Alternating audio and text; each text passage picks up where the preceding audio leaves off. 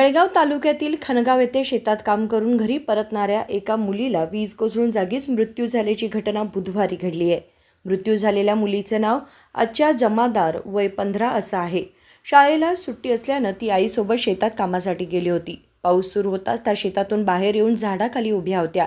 अचानक विजेचा मोठा कडकडाट झाला आणि वीज तिच्यावर कोसळल्याने तिचा जागीच मृत्यू झाला। ಒಲ್ಲಿಂದ ಮನಿ ಬರೋದ್ನ ನಾವು ಎಲ್ಲ ಇದ್ದೀವಿ ರೀ। ಎತ್ತೋ ಗಾಡಿ ಓದಿದ್ವಿ ರೀ। ಅವ್ರ ಮಮ್ಮಿನ ಕೂಡಿ ನಡ್ಕ ಅದಾಗಿ ಬರತ್ತಿರ್ರಿ।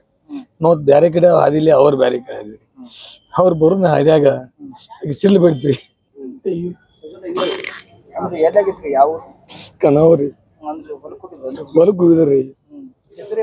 ಅವ್ರಿಗೆ ಹಾಕಿದ್ರಿ ಅಕ್ಸಾ ಮೆಹಬೂಬ್ ಜಮಾದಾರ್ ಶಾಲಿ ಹೋಗ್ತಾಳ್ರಿ। ಮಧ್ಯಾಹ್ನ ಅಂದ್ರೆ 4 ಗಂಟೆ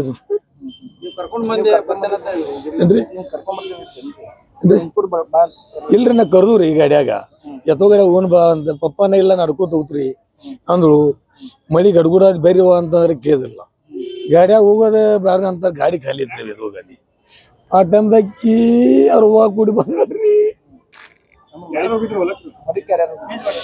ಅವ್ರ ಮಮ್ಮಿ ನಾನು ಏನ್ರಿ ನನ್ನ ಮಕ್ಕಳು ಹೋಗಿದ್ರಿ